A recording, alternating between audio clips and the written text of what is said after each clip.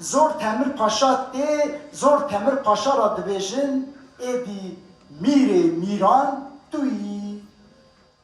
Li demên berê da dengbêj û çîrokbêj di şevbehirkê Kurdan da ciyekî girîng digirt û bi taybet jî di şevên dirêj yên zivistanê da.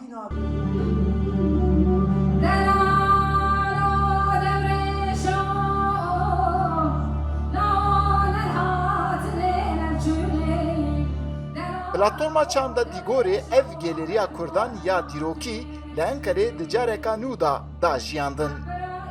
Çîrokbêj Ayhan Erkmen, dengbêj Xalide, Mehemedê Serhadî, Mecîd Xan û İbrahim Unlî di şevbehirkekê da hatin bahev û ev geleriya Kurdan di nû da vejandin.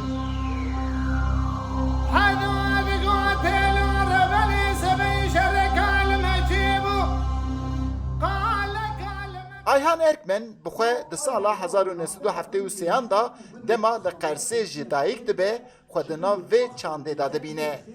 Ez gundekî ceyran lê tune bûm mezin bûm li ber çoga dengbêj û çîrokbêjan.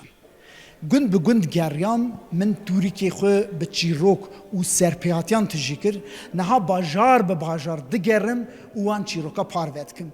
Ez çîroka dibêjim, dengbêjê me jî strana.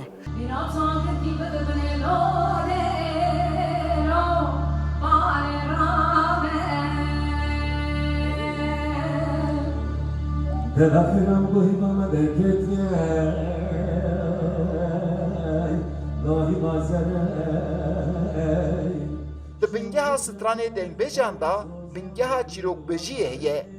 Ji ber ku her dengbêj gava hestê xwe vedibêje ew bi tevahî li ser çîrokan diyar dike. Her du wek du birayên cewî ne.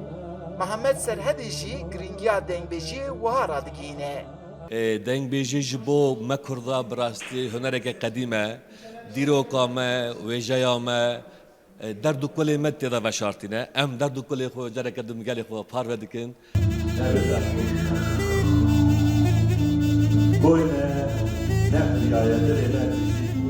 Çîrokbêj Erkmen êdî sînorê çîrokbêjiya xwe derxistiye welatên Rojava û ji vê derê heta Amerîkayê.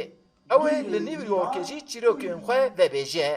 Em heftê berî vêya Amed û Êlihê hebûm ez, du rezê ji vir derbasî Erdîşê bim, wir Şirneqê û derbasî Agiriyê bimim. Ez meha adarê da jî diçim Amerîkayê, New Yorkê, navenda çanda Kurdî heye, mêvanê wan im. Ayhan Erkmen wek çerçiyekî nûjen êdî li her welatî digere û çanda Kurdan ya dîrokî bi him Kurdên diasporayê ra û him jî gelên biyanî ra didenasîn. Ew her çi qas hukuknas be jî li Erkmen danasîna çand û geleriya Kurdan ji hukuknasiyê girîngtir dibîne. Eyüp Demir, Dengê Amerîka, Enqere.